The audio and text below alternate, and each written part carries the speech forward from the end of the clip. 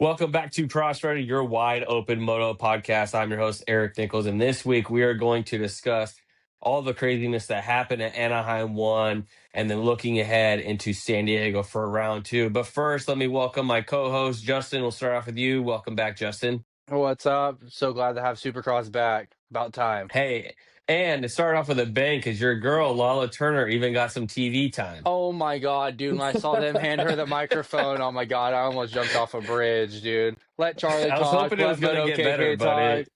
it didn't get any better. Yeah. I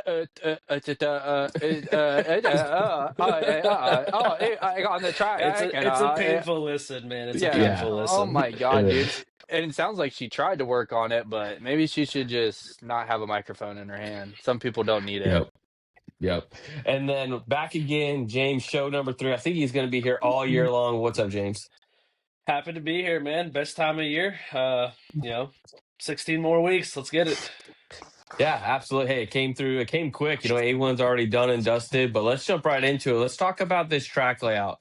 During qualifying, it looks super dry. It looks super rocky. I'm not sure where they're getting this dirt from, but come the night show, it looked like it actually turned out to be pretty good. There were some slick spots, especially in that first turn. We saw long lap times, over a minute, which is, pretty long for Supercross. And then we saw some chaos with the triple placement.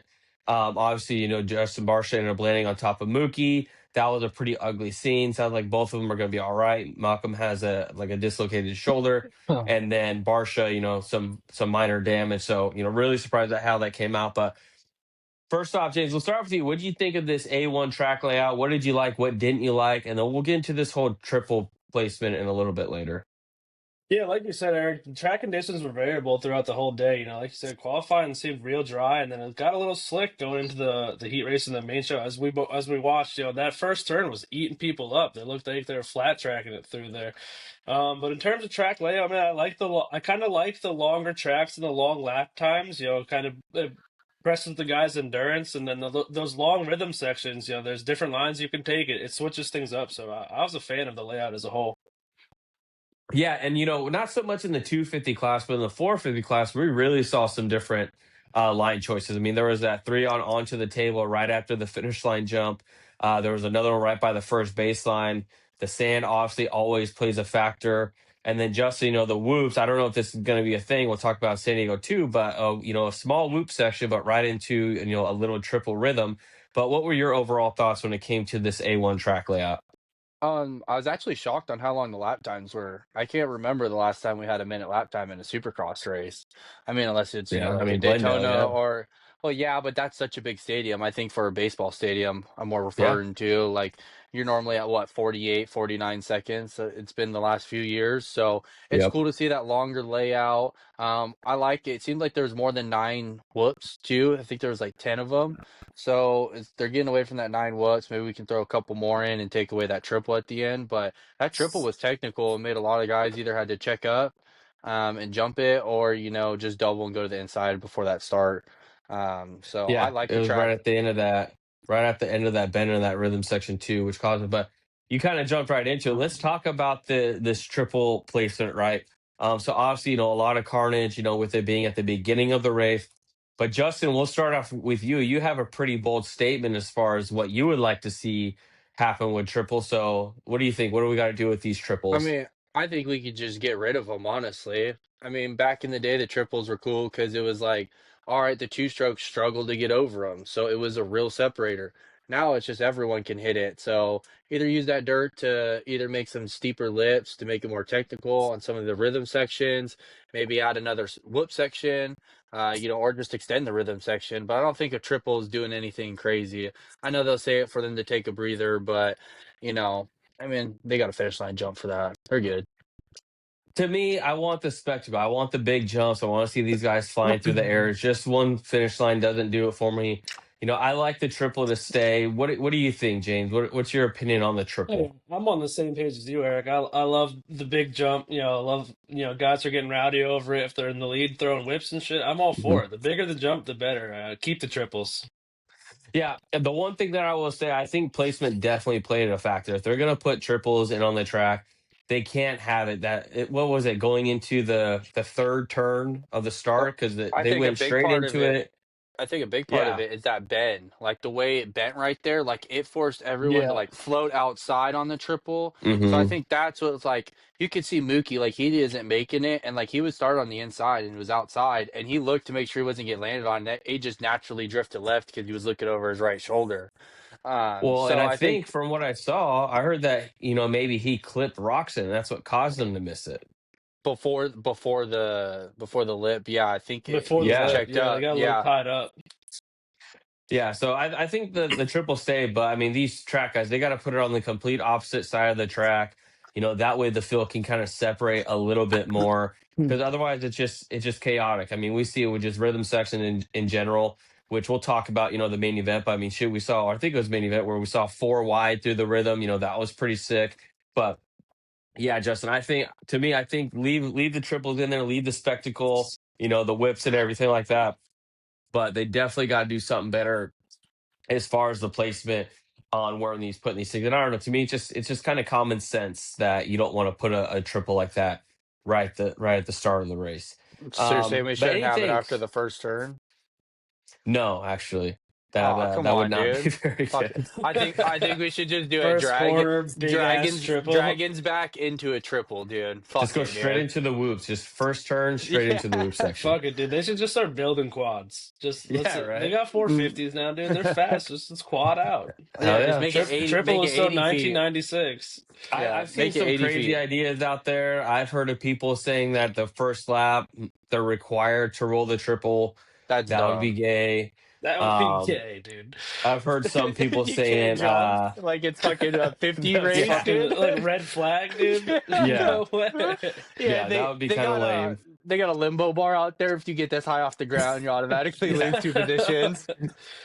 I also saw one. Someone's like, just make it a big double. That way, if they roll it, I'm they fine can with have that. like a Big lane off to double. the side that they can go off the side of the track and get out of it. But to me, you put it somewhere else, and I think it kind of fixes the issue. There's just too much chaos going on there, and Barsha did everything he could, but at the end of the day, I mean, that's just what happens when you put it right there at the front of the race. Dude, But can we talk about his that chest protector? He was wearing the Alpine Star airbag. That had to have saved a lot for him. I think that's probably one reason why his back's not so broken, because I thought he snapped his neck. I mean, the Yeah, way dude, he he got landed, ragdolled. like, cause he ragdolled. I'm guessing like once his neck kind of hit, it probably imploded. So then his back, cause he said like a little wing fracture, didn't he? Like other than that, he's Yeah, yeah, that fine. was it. Like nothing major. Yeah. Yeah. So I yeah. wish I could pull data off of it and see and post it. Well, I wish there was a better angle of it, like clear, because everything that we've seen has been from a bird's eye view, or it's kind of pixelated, Or so you like, can't yeah, really through the tell, like, net or something. Yeah. yeah, like when it like disengaged, Deploys. because you could tell a lot of videos look like he landed straight on his head, but he actually looks like he actually tucked right at the very Yeah, end and kind landed of on his back. rolled Like But it. into it. Yeah, Upper that's yeah, if he scary. had that shoulder or airbag, something. then perfect. But I'm just wondering, did that shit deploy before he hit the ground? Because maybe that's what made him do that crazy ragdoll, is that it like kind of deployed as he was going down. That's what basically kind of shot him into the turn. But yeah, I mean, honestly, I think it saved him from a pretty gnarly injury. So I don't know. That's some pretty good advertisement for sure on Alpine Stars part, Yeah, definitely. gnarly wreck like that with minimal So injury. he Pretty even said crazy something about technology. it. He said something about it like that saved. He was like that saved me or whatever. He commented on it Yep. on Alpine Yeah. Stars. Well, and we'll see, because I heard in 2027 it's going to be a requirement that these guys have to wear front and back chest protectors. So I'll be curious to see if a lot of these guys just start wearing the airbag, just because, for that specific reason. Well, it's On the wild they don't consumer wear one. side, Period. yeah, on the consumer side for us is a little bit different, because I mean, what, that thing's $800. Yeah, Yeah. for one wreck. Yeah. Yeah, it's like $800, and it's like $200 to like refill it too after it goes. So, Yeah, you gotta but buy the cartridges too. it would be fun though. Imagine they had that. What would your send factor be? Would you just start sending everything on the track? It's going I'd hit the deep, lagoon bro. jump. Yeah. Well, Lag- lag- you said the lagoon jump is just more of the embarrassment of not making it. The yeah, airbag's yeah, not going to help you there. yeah. I But mean, it may, all hey, right. if I don't make it across, dude, I might let me float in the fucking water, dude. So maybe I just fucking goon ride it on purpose, dude, and fucking Hard life just jacket. floating on there. Yeah. All right, let's get into the gate drop. So let's talk about this 250 class. All right, so Max Anstey ends up getting the win. Now, James, we talked about this in our chat. This makes him the oldest 250 rider, 32 years old. So there's been a lot of talk in the past saying that hey, this should be like the entry level course, or these old guys shouldn't be doing it. So my question to you guys, and James, will start with you. Does Anstey being old, 32 years old, does it kind of take away from him getting this win because of his age, or no? Do you treat it no different than if someone like a Deegan or a Kitchen that's in their early 20s winning it? I mean, I think especially since it's A1, I think it doesn't matter age. He got that win at A1, dude, 250 win. He's been in the league forever. He's older than me. He's older than everybody in that class. But I think, a win's a win in my eyes. Maybe if it was like mid-season, like Cleveland or something, it doesn't have as much hype around it, and it's a little it loses its lust a little bit. But anyone's A1 win, regardless of age, is always sick. Okay, Justin, over you. Same question. The old guy beating up on a bunch of kids. Is it still impressive to you, or does it take a little damper out of it? I mean, I think winning a Supercross period, no matter what, 250, 450, whatever your age is impressive. I mean, yeah, I think those kids are no slouch either. I mean, the fact that he's this old and still riding that fast can just be a head nod, because a lot of guys, lose it after they're 20 or never get it. So just the fact that he's still out there racing is cool. It's weird though, because he raced 450, I think, for what, 2 or 3 years before he dropped back down to the Hmm. 250. But he also got a late start in Supercross. I mean, he talked on the Pulp Show on how he raced it like 10 years ago or whenever he was 16, and then he went back to Europe, and he was in Europe for like 10 years before he came back. So he's kind of had a late start, I guess you could kind of say, on the Supercross side at least. Yeah, to me, at the end of the day, it's a professional sport. I don't care what age it is. If you want to ride 250, ride 250. If you want to ride 450, then ride it. But yeah, I mean, he got the job done. I had him as my wild card pick going into it, something that would maybe kind of surprise us. You guys gave me shit saying he wasn't really a wild card, but I mean, he kind of fell into exactly what we were talking about, right? He carried that momentum in from WSX, and he brought it to A1. He looked good. He had the start. But James, what do you think? Do you think we're going to see more of Anstey, winning going forward, or is this another one of those? Hey, it's A1. He came in ready for the offseason, but we're still going to see I Deegan think up there. Anstey's going to be a player, dude. I think I mentioned it last week. I think he's going to be up there running what top 3, 4, most of the season. Deegan, although it was A1, he got some bad starts, didn't look that great. He was faster than Hymus. He was faster than Kitchen. I think Anstey's going to be a player for the remainder of the season. Yeah, Justin, what about you? Do you factor a lot of this in because of the WSX races, or what do you think? Do you think no, Anstey's here for real, and we're going to see him on the top step again?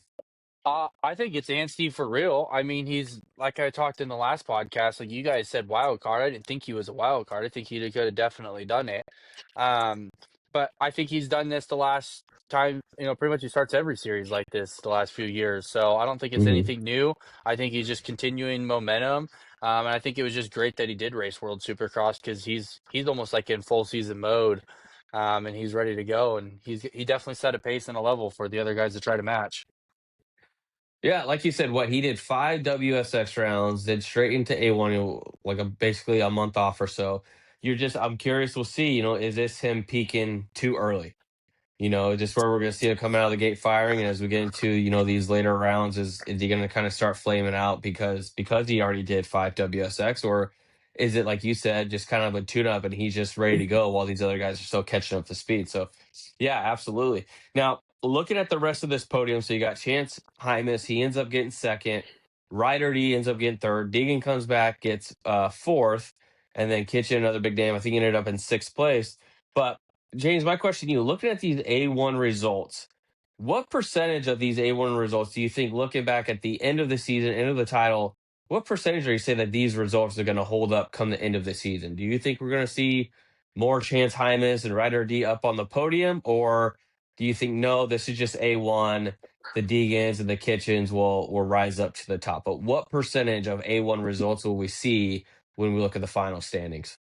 It won. It was a weird week. With Hymus and Ryder D up there, they rode hell of good rides, man. I can't say that they're going to be riding in the top the whole season.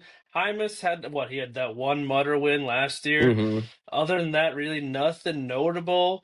He's decent enough outdoors, so maybe this is his chance, with Joe Shimoda out to kind of fill in some shoes and make a good ride for Honda. So I'd like to see him do well. But I'm not thinking he's gonna be a top running guy every week, no. And then same with Ryder D. He's young. He looks great. He beat Deegan straight up in this week. I'm not really sure how he's gonna do, but yeah, I don't know if he's gonna be running with Anstey and Deegan, and if Kitchen gets it together. I don't know if Ryder D's got what it takes if they're all riding at their full tilt. Okay. So what percentage, looking at these A1 results, would you say 30% of this is going to be accurate by the time we get to the end of the season or less? Yeah, I'd say 30% is pretty straightforward. I'd take that. Okay. And you think about it, right? I mean, Kitchen went down first turn. That played a huge factor. Deegan had a Yeah, terrible start. You think that's just going to get better? I mean, Deegan fought his way all the way back up to fourth. I think he was as far back as what, like 16th or he was something? like Like he was. 17th Yeah, off the something first like that. lap, I First think. lap, yeah. Yeah, so he gets any better start than that. Honestly, he probably does fight his way up to second, third at least. Maybe Yeah, catches the Anstey. So yeah, I mean, there's a lot of things that went honestly the way that it needed to for the Hymuses and the Rider D's. I think Anstey will be up there regardless. But yeah, I mean, they got a little bit of help. But Justin, over to you. Looking at these A1 results, same question to you. When we look ahead at the end of the season, what percentage of A1 results is going to actually reflect it being true coming the end of the season? Are we going to see Hymus and Rider D, up on the box, week in and week out, or no, it's a bit of a fluke? Yeah, I don't want to say fluke because they rode really good. I mean, they kept the pace and they kind of kept that distance. But I think, Hymus, we might see him once or twice, maybe. Ryder D, maybe one lucky, another lucky podium. Because, Ryder D kind of struggles. He normally starts off strong and then he struggles staying healthy, or, he just gets inconsistent in the middle of that season and puts himself in bad spots. So I'd probably say, one or two more podiums for Hymus, I definitely would expect.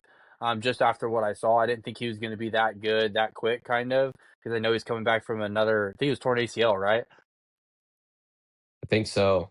Yeah. So for him to be riding that good and stay up front, I'd say two podiums for him. Ryder D lucky with one. Yeah, and the kind of two different stories for Ryder D and Hymus. Hymus's issue is that he can never stay healthy long enough. We know he's got the speed when he does, but can he stay healthy long enough? And Ryder D, once again, he gets off to great starts. He led quite a bit of laps, but he definitely faded, there towards the end. So something to do with his stamina that he really has to, kind of figure out either that or when the track gets rough, he's not able to stay as quick. But I think I'm gonna go a little bit less on the percentage. I maybe take away 10% of what we saw at A1. I think Anstey's gonna be up there consistently, but it seems like Deegan, it seems like Kitchen has, a fire lit under him. He had some good speed. He worked his way up through the pack just as well. And Deegan also. But I think it's gonna be a combination of those three battling 1, 2, 3, week in and week out. I think Hymus and Ryder D are going to be battling, fourth, fifth, sixth. We'll see what McAdoo can really pull out. But what else stands out to you? I know you guys have the results pulled up. Justin, we'll start. What else stood out to you before we get into the good and bad, ugly of the 250? As you look at the results. Honestly, I think I was just kind of shocked Mosman bounced back to fifth, and it was nice to see Kitchen get up to a six. Normally, when he starts in the back like that, I mean, he struggles to get up to like 11, 10, 9, 10, 11. So the fact he did get all the way up to six, I think is good to see. Like you said, Kitchen does kind of have a fire, it looks like, lit under his ass. It'd be interesting to see what McAdoo could do. McAdoo can do. Um, just because I mean he got cross jumped and it was just a bad night for him. So I'm interested to see those kind of the only two really, Mosman and Kitchen. Volan I thought maybe be higher with the way everything started out with. A top five I was kind of expecting with everything. And then Yeah, he looked I good mean in his heat Yoder, race. yeah, it looked good. And then Yoder, We could talk about him. I forgot about him. I mean, the heat race for him was looking really good too, leading for a little bit, and hanging with Hmm. that pace, and then finish eighth. So I think there's more to come for Yoder for sure than what he showed at A1. Yeah, I know you were pretty high on Lux Turner heading into. I think I heard something to where he was only on the bike 6 days heading Yeah, I into saw that. this So he's week. still So hurt. we'll, Or yeah, so curious to see how he's gonna bounce back a little bit. But yeah, I mean, you bring up McAdoo. He hit the ground again, but even then, like he was running up at the top, for a good amount of time. But then he kind of faded, and then the whole incident with Deegan, which to me I think was not intentional, but yeah, I mean, but once again, McAdoo's known for hitting the ground one way or another, and it's the same thing that we saw at A1, James. Yeah, I mean, McAdoo, I was pulling for him to do well this week. He looked decent enough in qualifying. I mean, he didn't, what did he come in qualifying? Like sixth, I think, seventh. Yeah. Nothing special, but he was riding pretty good in the heat. And then, as well as the main started off strong, you said, Eric, then fell, then obviously it ended up on the ground again. So I'm not sure if this was a case of he just got cross jumped and unlucky, or is this going to be a repeat of history of McAdoo's going to be finding the ground every other week? But in terms of other, notable events, I'm gonna agree with Justin. Sorry, Moseman, Mhm. LCQ, Moseman LCQ to fifth place was sick. That was a sick ride for him. And then I don't know, I'm hyped on Ryder D, and Chance Hymas. They got kind of lucky in the way things shook out, but for them for A1, 2 and 3, that's pretty sick for them. I like to see that. Yeah, and all of us were really. I know I was down on Ryder D, thinking he was going to take a step back. Like I said, it's A1. We'll see how it goes moving forward. But even with Hymus, we didn't really talk much about him in the preseason show because once again, we just got to see him healthy and see what he could do. So yeah, both great showings for both of them. And yeah, I mean, we'll see heading into San Diego if they can hold it up. But all right, well, anything else 250 class before we get into the good, bad, and ugly performances? nothing I All can think right. of. I'm All good. right, so let's start off with the good. Justin, we'll start out with you. Who would you give the good performance to A1 of the 250 class? Who really stood out that you want to give him the good performance? I just think Anstey coming out, he did exactly what he needed to establish a championship run, and to prove that he's there. All the talk was on Deegan, all the talk was on Kitchen. Everyone wasn't sure what Anstey. You made fun of him for racing Savachi, World Supercross, and he came out and did what he had to. He pretty much led most of the race, and just went out there, checked out, and did his own thing, and won the race like he was supposed to. All right, James, how about you? Who you got for the good performance at Yeah, A1? for good. I'm gonna tag along right with Justin there. Anstey, dude, he came out firing, rode his ass off, and got an A1 win. I didn't see a better ride than Anstey all night. Okay. To me, I'm gonna go a little bit different. I think Anstey, we kind of, like you said, Justin, not really surprised that he won, right? He's won Supercross races before.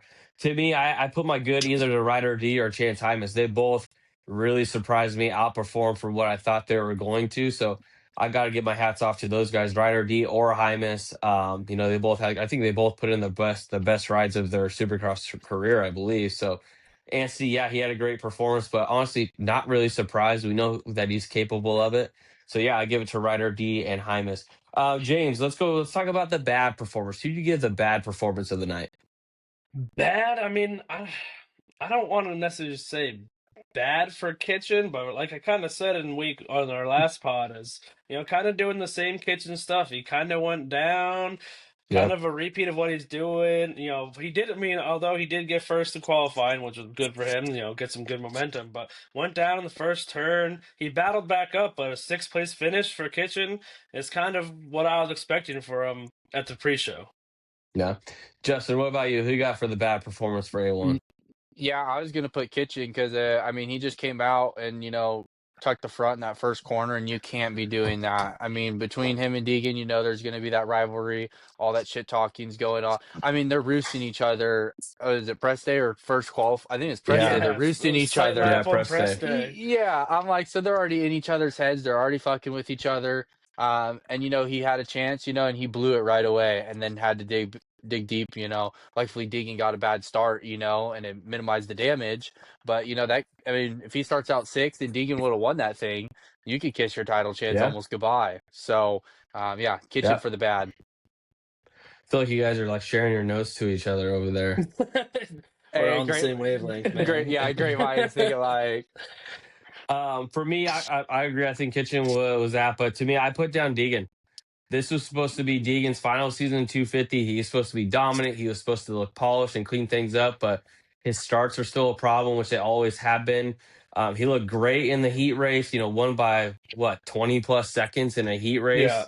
race. Really impressive there. But I mean, you're on a factory bike, one of the best 250 bikes out there, and you're still struggling with your starts. I mean, he's got to manage to just have even a fifth place start. But when you're coming across the line at 16th overall and you're supposed to be the best guy in the class, I mean, that's pretty bad. I'm just wondering, is he going to turn this corner and really start bringing on the domination that we think he is? Because to me, this is no different than the starts at A1 that he's had, in the past. So maybe it's just higher expectations, but yeah, I think Deegan would agree that this isn't the performance that he would thought so. And I mean, we all had him as a title favorite. I think we all picked him to win A1, and for him to kind of come out and do the same old shit with the starts, it's just like, dude, you got to be better than that if this is your last season in the 250s class. All right, Justin, let's talk about the ugly. Who had the ugly performance of the weekend at A1? I'm gonna pick Hayden Deegan. I mean, coming in all that Wow. talk, running Okay. all that mouth. It's just an ugly looking. He didn't even wasn't even the fastest qualifier. He may have won his heat, but oh well. And then the main, Yeah. I mean, he shit the bed. So, Yeah. that's the ugly part. It was all this talk, all this hype.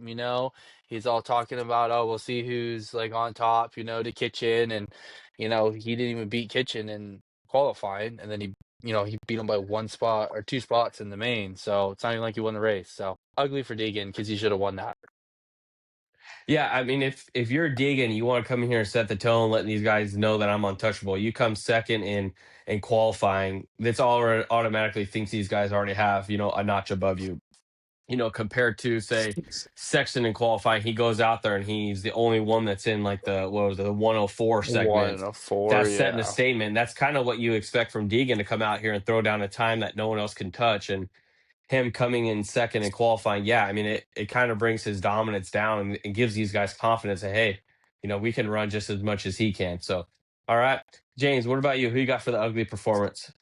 For ugly, I didn't personally see anyone that really had a too ugly in terms of ride performance. Deegan talked all that shit, but did the same thing he always does at A1. He fucked up the start and came in fourth. I'd say for ugly, just in terms of how the night went and what all shook out, is going to be McAdoo, man. He cross jumped back on the ground and then last place at A1. That's, fucking his title chances for one, if there were any to begin with.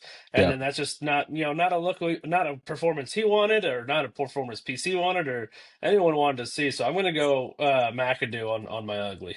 Yeah, I'm with you. And He so got he the didn't even unlucky. getting up and finish at all, right? The He just unlucky, yeah, yeah. I don't think he finished the No, race. Did he get a he didn't. DNF, or did he Yeah. he Oh, he did he got go back in and 22nd. finish the laps? yeah. Actually, does it Because look he like he pulled did? off, I know, So, and I think he went back out after and like yeah. it was like So 10 laps down or something like that.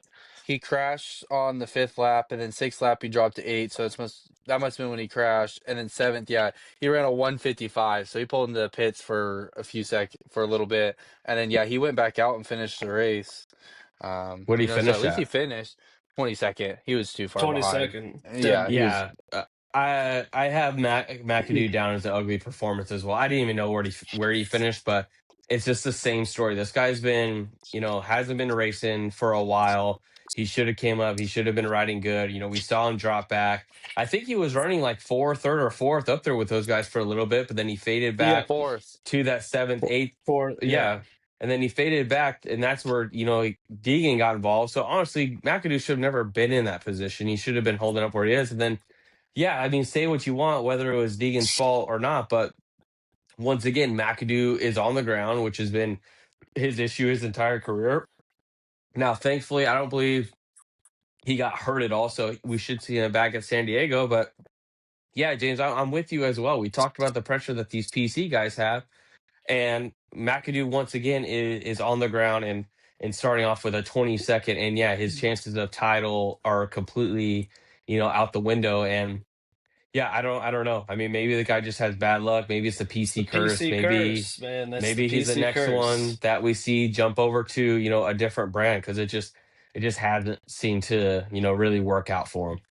McAdoo to triumph.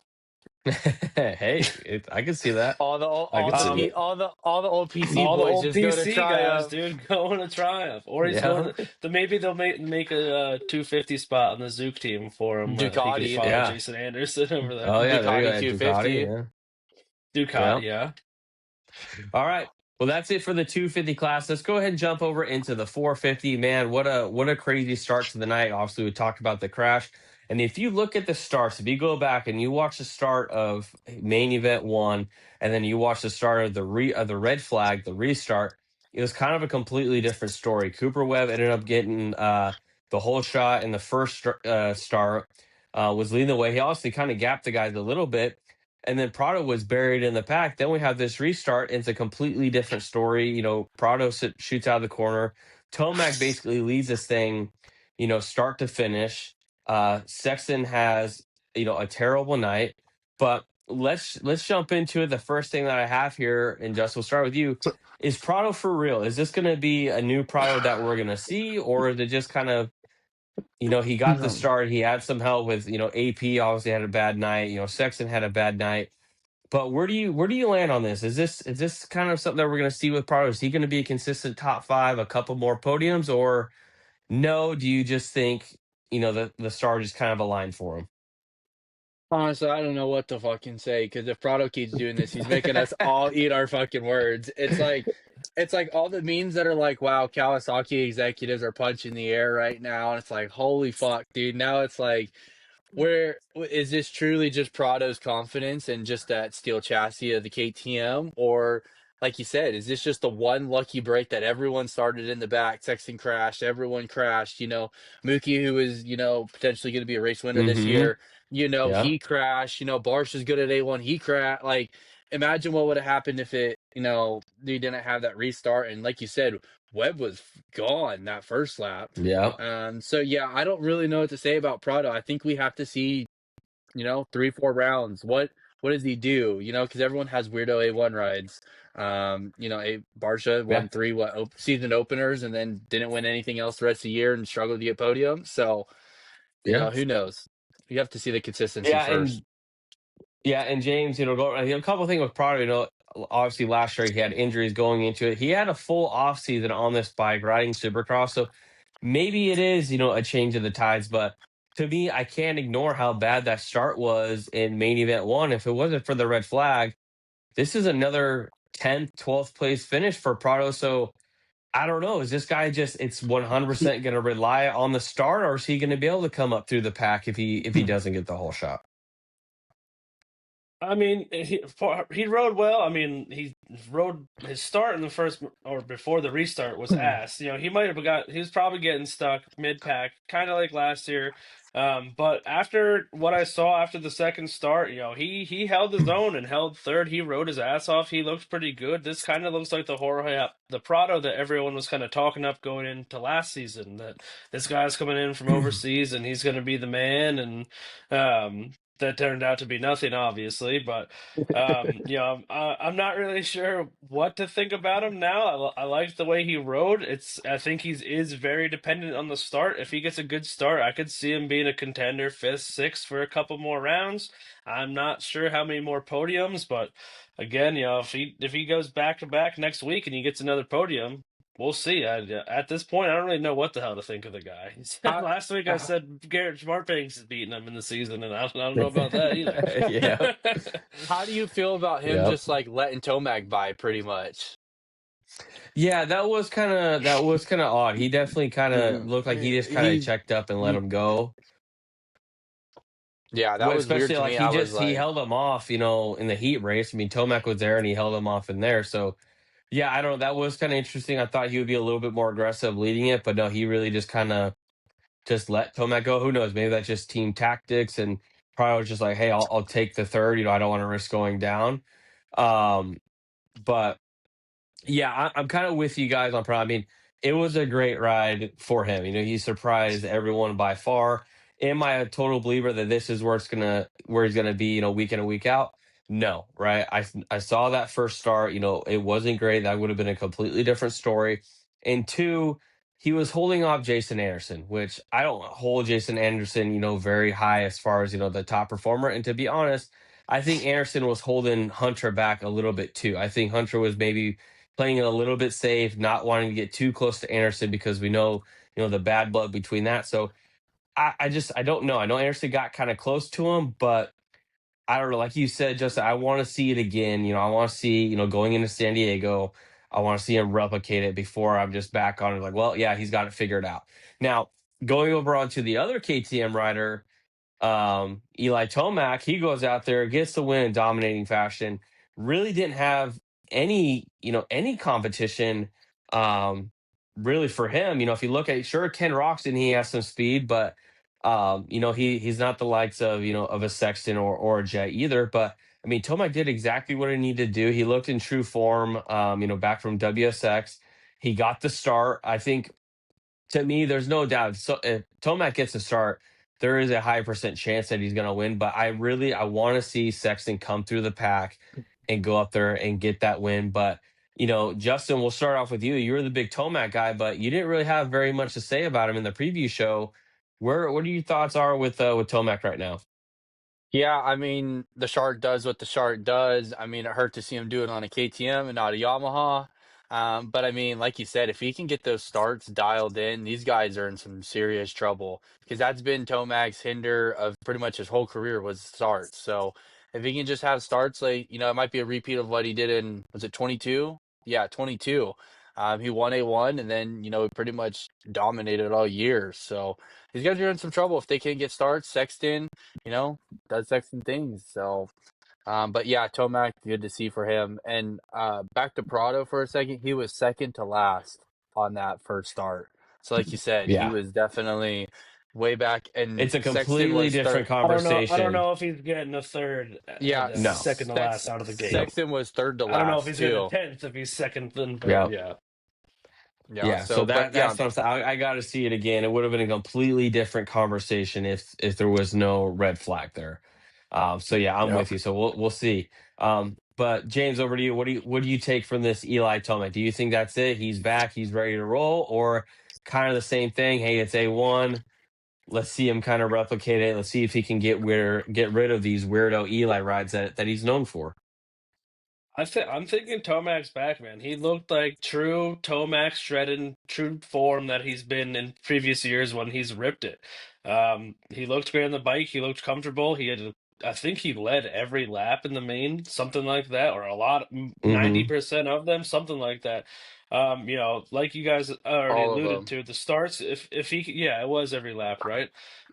So I think if he can handle those starts, man, he's gonna be a force to reckon with this season. Sexton needs to get a ton of shit figured out. It looks like, and I'm sure Sexton. There are gonna be some great battles between Sexton, Roxon, Tomac. Those three guys all. Well, Tomac and Roxon looks good. Sexton, if he can get it figured out, he'll be running up there. But I think Tomac's back, and I think he's gonna be a hard buy to get to this year. Yeah, I mean, I think Tomac looked great. Really surprised. Obviously, he's off the scoop tire, running a normal tire. That's going to help him out, a lot as well. And yeah, if he can get those starts down, I mean, his starts were good basically all night long. Even the restart, the first start, he was right there too. Um, but with me, I still want to see him battling up there with Chase Sexton. I think Yep, Chase I Sexton is agree. the fastest guy out there. Yeah. Tomac beat who he's going to beat 9 times out of 10. He's always going to be ahead of Roxon. He's going to beat Prado. He's going to beat Anderson, but his biggest competition, Sexton, is in the back. And I have to think, and we'll get to Sexton here in a little bit, I have to think that Sexton's going to get better. And I want to see, how Tomac looks, competing up there, with Sexton, kind of on his back. Because if you look at it, I mean, Sexton was on Tomac's ass basically for most of that race. I mean, he was 2 to 3 seconds for a majority Mm. of it. So it's not like Tomac went out there and won by, 10 seconds and spanked Roxon. Now they did put a large gap on Prado, but I mean, Roxon kind of held his own right there, and neither of us had, Roxon as as a title favorite or known for that, insane, speed like a Sexton has. So, I mean, great ride by both of them, but it's kind of the same thing, right? They got exactly what they needed. They needed Sexton to have a terrible start and have him work his way up through the pack. I mean, Sexton even went down a few times too. Um, so yeah, I'm very curious to see what version of Sexton we're going to get heading into San Diego. Obviously, Tomac won San Diego last year, so he's going to feel good heading into it. Um, but yeah, I'm with you guys. Impressive by Tomac. But let's get into it. We've thrown a name out, a lot. You know, Sexton. I mean, this is really surprising. He goes out there. He looks great in qualifying. Um, it was a bad night overall. I mean, he goes down in his heat race. He goes out into the main event. Gets a bad start. Goes. I believe he went down again in the main event. He was off the track multiple times. James, we'll start off with you. I mean, what do you have to say as far as Sexton? What are you thinking about this? Is this just, hey, he had an off night, he had a lot of pressure going into it, he's gonna bounce back, or are you worried that this might be kind of, a consistent thing that we're gonna see from Sexton? That maybe this Kawasaki isn't a great fit. I think it's Sexton, man. I think he's a head case. I think we're gonna see this quite a bit. It kind of reminded me of when he was on the Honda years ago. He looks great in qualifying, looks great in the heat, and when he gets to the main, he's kind of tucking the front, laying it over. Well, he laid it over, or he fell in the heat too. Yeah. Um, it's we've seen this Sexton on Hondas, KTM's, and now Kawasaki's. Maybe it's not the bike. Maybe I've said it before to you, Eric. He's a head case. He gets in his head. He gets like the jitters when he gets to the main. He just starts making mistakes, and I think he's got a lot to work on mentally if he really wants to be that top guy this season. So we'll see how it goes. I'd love to see him battling up front. Like I said, he was my title favorite. He looks like he shreds the cowie. He just needs to fix a few things, and he could be up there. But I don't think this is the last we're seeing of him having some off nights. Yeah, and just over you, my concern with Sexton is that we've never seen Sexton look like this. I mean, his night was rough from the start. Even in the main event, even when he's gone down, he's able to pick the bike up, charge to the pack, and really put in a solid performance. I mean, I know one of our buddies, CJ, mentioned in the chat, dude, he looked like he couldn't ride that thing at all. He didn't look comfortable even in the slightest. And that's what's really concerning to me is we've never seen this version of Sexton. We've always seen lightning fast hitting the deck, but we've never seen a Sexton that looks like he's scared to push the limit. Yeah, he picked up right where he left out on the last Japanese bike, pushing the front. But yeah, like he's just a mental case, and yeah, like he said, it's so weird to watch him out there. It almost looked like he was just struggling to get around the track. He wasn't pushing at all. Mm-hmm. I mean, he was like sitting down everywhere, and it's weird to see Sexton sitting down anywhere.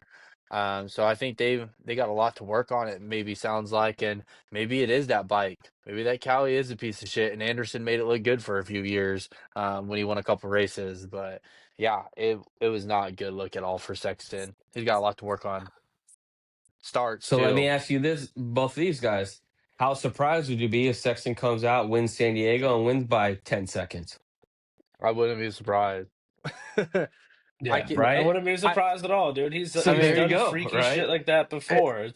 yeah, He's it's all over the place. This guy. that's the problem is his Yeah. inconsistency. It's like, I mean, that year Yep. with Tomac, I mean, he was faster than Tomac most of the time, but Tomac knew he would make a mistake. He'd crumble under Yeah. the pressure, and he does it all the time. These biggest races, he normally fumbles the bag. So, yeah, Yeah. he just decided to tuck the front, and that one in the heat race was really weird. Like the way he got bucked like that Well, to be into honest, the a over lot of guys under. were having kind of the same issue in that. Like I saw a I had to video of kick her Tomac or getting a little something. squirrely through there. Yeah, there was a few guys that it kind of because if they didn't get over that little bump, very good, it threw the front tire and it was right into that bridge. So maybe it's just a weird section, for him. But yeah, I mean, I saw a lot of guys kind of have some trouble with that. But even in the main event, he had some other issues as well off the track a few times. So but yeah, I'm with you guys. I mean, he comes out, wins San Diego. It's very likely that he will, or that he can. And then we're having a different conversation. Say A1 maybe just had a lot of pressure on it, new bike, whatever. He's good to go. But I mean, time will tell. The last one Okay, that I want question to talk about about San before we get to Diego the for him. yeah. Uh, do you think he wins by like 20 seconds if he's riding that KLX 300 in San Diego? Yeah, dude. Right. with supermoto tires. He'll be Yeah. flashing his brights at everyone on the track and blinding them. Yeah, Yeah, using the he's on turn turn signal and signal. honking the horn and shit. Yeah. Yeah. Dude, we should put Carson Brown on there. Carson Brown should go out there on like a fucking Yamaha On a off-road or a dual TW sport. 200, dude, that Yeah, fat wheel. bad tires. Oh, All right, so last guy I want to talk about before we got to the good and bad and ugly at 450 was Cooper Webb. I'll tell you what, this was a spicy version of Cooper Webb. I don't know what the hell he was doing in the heat race, but he was ripping. He had that collision with AP. Man, I think we would have had a different conversation if that first gate drop held. Because man, I just feel like Webb was just he looked quick and he looked like he was ready to go, which we usually don't see that out of Webb. Usually we see him kind of have some issues. I believe he went down in the main event as well. But Justin, we'll start off with you. Cooper Webb. What do you think of this A1 version of Cooper Webb? honestly, I was shocked. I mean, when he got that whole shot, and I was like, "Oh God!" And then, like you said, he checked out. It looked like for 2 seconds within like that first lap, he was Hmm. gone. I was like, "Oh my God, this is trouble for everyone." And Sexton was nowhere to be seen. I think Tomac was like third, but I mean, if Webb gets a start like that, you know how he is. He's just a grinder, and that's a problem for all those guys. So if Webb can figure his starts out, get some consistent, I mean. He may be here to show. I think with him having that 25 chassis is going to help a lot though too. He's familiar with Which it. that's It's a not a new crazy bike. story. He basically just said, "Give me the 25. I ain't riding the 26." So for you Yeah. Blue Crew guys, that 26 is a piece of trash apparently because It he ain't a doesn't piece even of ride it. trash. Hey, that motor's obviously good because he's got it in that bike. But James, outside of just Cooper Webb, that anyone else in the 450, class kind of stand out to you? I liked what I saw from Jason Anderson, man. I had him taking a step back this season, and I thought he rode pretty good. He will reserve fifth place for JA. I was pretty impressed by that. I was thinking he was going to be a ninth, 10th kind of guy this season, and he put on a pretty good ride. He kind of him and Hunter were kind of dancing Yep. around a little bit. It kind of looked like Hunter was scared of him. He had a few opportunities where he could have kind of blocked past him and let off. It seemed, but I think JA rode a pretty good ride for despite what I was thinking in the pre-show. But are you surprised that he wasn't able to get around Prado? I don't know, man. Prado was kind of riding on rails for once he got out in that second gate. JA, Okay. he hasn't really had the speed to get around quick people in a few years. So, yeah, it could have been a lucky fluke for Prado, but for this instance, I think Prado was the better rider on the night over JA. Yeah, and hey, I have $100 bet that Anderson's not going to podium, and it was close. I thought maybe he was going to get around Prado, but Prado, held them off. Hunter ended up getting around him towards the end, right? Um, so yeah, I mean, it definitely kind of interesting there. But Justin, over to you. Anyone else kind of stand out to you as far as this 450 class? I mean, I think if you would have said there had been more Suzukis in the top five than a Yamaha's in the top five, 2 months ago, you would have been like, "There's no way," or that there wasn't a Cowie in the top five. I mean, you'd just be shocked. So I think Anderson rode really well, but Anderson normally does start off, kind of good the first few Mm-hmm. weeks, and then Yeah. he just tapers off, and then he just disappears for the rest of the year. So. If he could keep it up, it'd be great to see him, revive his career, I guess you could say, on the Suzuki. I think a good ride was Ferrandis. I mean, I didn't think Ferrandis was going to Yeah. ride that well. I mean, he talked a Yeah. lot. I mean, Ducati's, you know, debut and the fact that he got ninth, I mean, is really good. He was struggling to do that on all the other bikes that he was on. So, is it the bike? Is it him? Who knows? But I mean, it's a good showing for Ducati. Yeah, no, I'm with you. I think that was really surprised. Even in the heat race, him and Barsha both look good. I mean, they're running up, towards the front right out of the gate. So yeah, I mean, I think that was a good performance from Ferrandis as well. All right, guys. Well, let's jump into the good, the bad, and the ugly. Justin, we'll start with you. Who do you get as the good performance of the 450 class at A1? Tomac, the Shark's back. I mean, he's looking deadly and dangerous, and maybe if with him off that scoop tire, it's going to be a whole nother Eli. We'll really get to see how much that hindered it, possibly some of his races that he had, sticking to this, non-scoop tire. Okay. James, how about you? Who'd you give the good performance to? Ken Roxon, man. He was my wild card win, and I think he rode a great ride. He was battling, 2, 3 seconds with Tomac most of the race. He started to pull off a little toward the end, but I think Roxon looked great, and I think he might get a win this year, Yeah, or and if will get a anything, I win. Not mean, might, he look, will get a win. Yeah, yeah, I think look he at, I gets one mean, too. once again, two WSX guys that got some off-season races underneath their belts. I mean, you look at it, the oldest guys in the class both won, each class. They both were doing off-season races. They came in ready to go. And yeah, Roxon, he looked good. Of course, his, longevity is what's really the question, how long he's going to be able to keep it up. But yeah, I mean, I thought he looked good. He was right on, Tomac's tail, all night long. It's not like he got dropped. So yeah, it's a good ride for him. To me, I'm getting good performance. I'm going to do a team effort. I'm going to give it to the KTM boys, with Tomac and Prado, finishing on top of the podium with all, the bad news that were coming out of it, last year. That's a hell of a statement for those guys. AP had a little bit of a rough night, but Mhm. honestly, I mean, he looked great in that heat Kev, race until, Webb took him down and throws him in the LCQ. I believe he ended up winning the LCQ. So, I mean, AP honestly looked better than I thought he was going to look. Who knows what would have happened if he would have held on, at least had a better gate pick. He might have very well been up there. And to me, kind of circling back to the Jason Anderson, we'll see. Because if you think about it, Malcolm is the guy that's usually going to beat, Jason Anderson. AP is the guy that's usually going to beat him. Consistently, Cooper Webb's usually kind of going to be up there. Sexton. So I wouldn't be surprised if we saw Jason Anderson fall back into that 7, 8, 9 range if these guys, stay off the ground or and are able and stay ahead of them. So, but we'll see. But yeah, I give it to both KTM guys up there. Solid performance for them, and like we talked about before, it kind of makes Kawasaki look bad, looks makes KTM look good. So that's going to be an interesting dynamic going forward. All right, James, who you got for the bad performance? Bad. RJ Hampshire, man. I was expecting him to do a lot better. I think he went down in the main, if I he recall did. Didn't correctly. Anderson take him out? I thought I heard some that I think Anderson took him down. so, yeah. But RJ, man, I was thinking I thought he was gonna be a top 10 guy, and he came in 18th, I think. It's Yeah. just I don't know if it just wasn't his night, but I'm giving him my bad performance. I would like to see more out of RJ. I was expecting to see more, and just wasn't seeing it at A1. Even Despite if, going down, he could have fought his way back up a little yeah, more, but he could have been better than that. yeah, and I don't think he really qualified that great either. I'm No. with you. I kind of expected a little No. bit more flash out of him. Relatively quiet. So yeah, I like that one. Justin, who you got for the bad performance? I was picking Hampshire as well.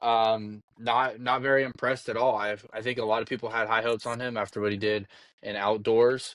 Was hoping he'd come in Supercross and do good because RJ's been pretty good in indoors. I mean, he's got a championship.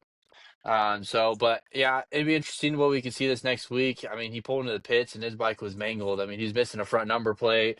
They were adjusted Hmm. levers and stuff like that. So who knows how twisted that bike really was for him. It showed he had a 4 minute lap time. So he was just hanging out in the pits for a while before he went out there. But yeah, Hampshire is definitely the bad part. That's not the way you want to start your 450 Supercross career, but better than Hunter. All right. To me, I'm going with Hunter. We talked about this in our preview show. He had a lot of hype. This is going to be his year. He's going to take the leap forward. He had Sexton down behind, but he got stuck behind Anderson, and it was the same A1 performance that we see from Hunter every year. Just it never starts off good. He was supposed to take this leap. And to me, this kind of just solidifies the fact that I just don't have Hunter as a title favorite. He needed to step up and, get a good start and see what he could do. And he's out there dicking around with Anderson. Like I said, I'm pretty sure he got him at the last few laps, but to Yeah. me, Hunter should have made easy work of Anderson and moved on, but maybe he was playing it safe. But if you're going to go out there and win titles, dude, you got to get around him. You got to get around him. You got to make your way up to the top. And I don't know. I think Anderson just kind of in his head, and that's who has the bad performances, Hunter. Yeah, I think he was scared of Anderson for sure. He had a few opportunities that he looked like he could have gotten around him, but Anderson probably could have put him over a berm that next turn, and I think Hunter was thinking about that and didn't want to get tied up in that shit. So Anderson's definitely in Hunter's head, as we saw, and if he can't get around Anderson and A1 when he's supposed to be the top or a top guy, he's gonna have problems for the rest of the season. Yeah, I mean, you put Jet in that same spot, and Jet is getting around Anderson regardless of He's the bad blood, gone, and he's leaving. making He's not light going to work sit of there him. dicking around with him. So, Yeah. yeah, so that was really surprised. I thought we are going to see, a new Hunter heading into it, and to me, it's the same guy that we have seen. All right, Justin, ugly. Who had the ugly performance of the night? Jay Sexton. I mean, you can't start off A1 like that. New brand, or new manufacturer, all this hype. He looked good on it. Everyone thought he'd be better going back to the Jap bike, and then you just come out and shit the bed. Not one bad start, but two bad starts in the main. Heat race looked like shit. I mean, yeah, he qualified first, but that don't mean shit when it comes to the main event. So. He just had a bad night altogether, and I think he's got a lot of work to do, and that's not what you want to do in your first ride, especially when some of these other guys that changed brands did better. So, Tomac, Anderson did better Mm-hmm. on the new brands. So, Yeah. James, who you got for the ugly performance? In terms of ugliest for the whole day, I'm going Garrett Marchbanks, man. That Okay, was yeah. that was ugly. But in terms of riders that actually made the main, that's unlike what I Garrett thought it was, Marchbanks, dude. I was I'm going to agree. say that. I'm agreeing with Justin Sexton, man. He looked like shit in every aspect. He couldn't get it going. Justin touched on everything, so I'm not just going to repeat the same things he said. But Sexton's my ugly ride for the night. Dude, quit Yeah, looking to at my me, notes, bro. I'm both of you Jeez. guys. I I put the ugly performance. I just put Kawasaki. I Yeah. put Yeah, Garrett Marchbanks, Kawasaki not as a making it. whole.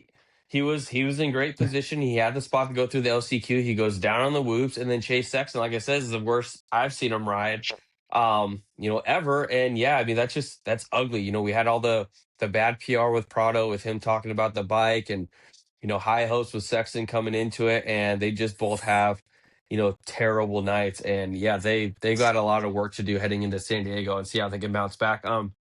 The benefit is hey, the pressure's off. It went as bad as they could possibly go.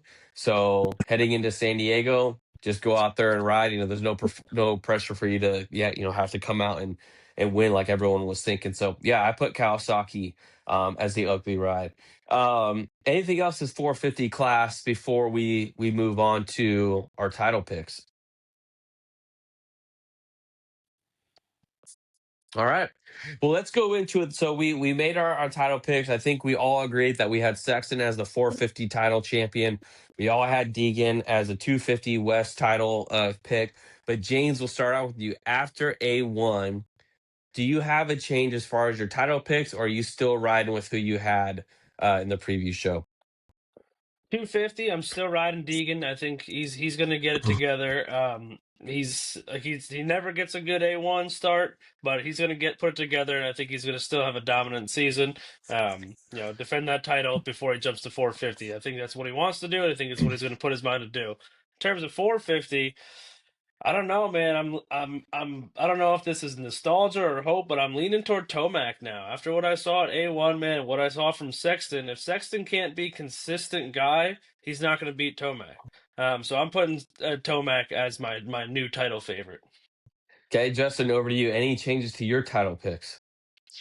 I think 250. I'm still gonna stay Deegan. I mean, although Anstey won, kind of like what James said, just how Deegan normally doesn't have a good round. And I think Anstey. I mean, I hate to say it, but I don't know if he's gonna be able to survive the whole year. He's always proved to be fast in the beginning, but if you can't make the whole year, then there goes your title. So, and then 450.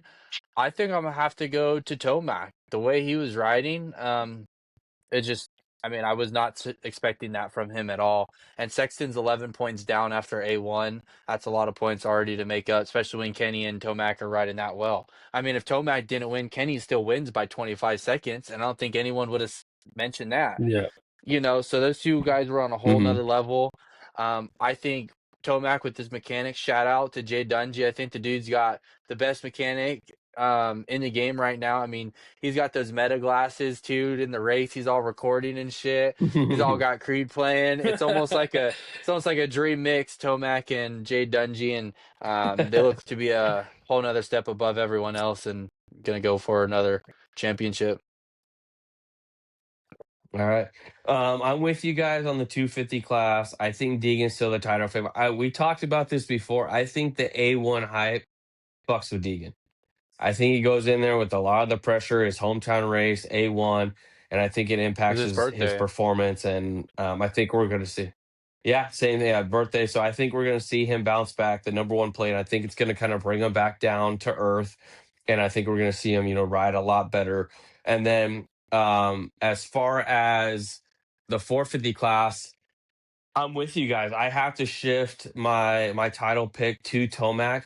And the main reason why is Sexton, he just looked awful out there. It's the worst I've ever seen him ride. Maybe he'll figure it out, but with everything that's happened in the past, I don't have any confidence that this was just a one-off and he's just going to turn around because it was just bad, all night long, especially in that main event. He just didn't do what Sexton normally does, and that's charge up through the pack and still finishes with, a fourth or fifth. And, he ended up finishing with an eighth. So I have to shift it to Tomac, and same thing. I never had, Kenny really as that strong title favorite, but if Hunter was gonna make that jump, but same thing with Hunter, he didn't show me anything that he's gonna be, close to Tomac either. So yeah, I'm with you guys as far as Tomac. With every year he's getting old, is he gonna be able to stay healthy through all 17 rounds, right? That's been the issue these last few years. Can he stay healthy through all 17? That's my only concern when it comes to Tomac. But hey, if Sexton can't figure out and Hunter still stays Hunter, Tomac could very well kind of cruise to this title. But Yeah, who he knows? could run away with it. Cooper Webb might have something to say. I mean, he showed some pretty good speed there. I would have loved to see what that first gate drop was going to look like with him ahead of Tomac.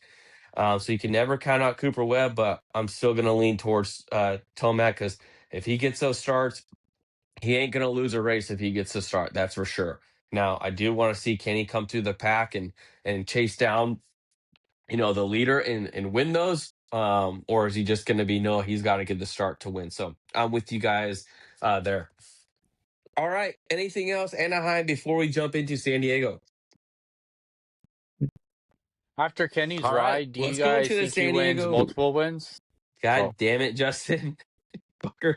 dude, I think there's Happens a delay every in my thing. time, I dude. started I talking give you before you like said it. I give you like an 8-second pause, and like I'm like nothing, and then as soon as I start talking, you jump in. Go ahead. Like, do you think Kenny wins more than what we kind of predicted after seeing his A1 ride? Like, do you think he gets multiple wins and not just one? I think Kenny's got No, 3 wins in him this season. I don't think so. I think this is what Kenny looks like at every Anaheim one.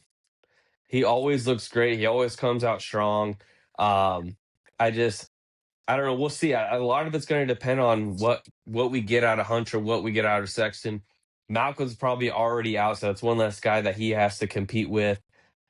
We still got Cooper Webb. I still think that the majority of the wins are going to come from Eli Tomac, Cooper Webb, Sexton, and then I don't know. I'm curious to see who's going to get more wins between Hunter and Roxon.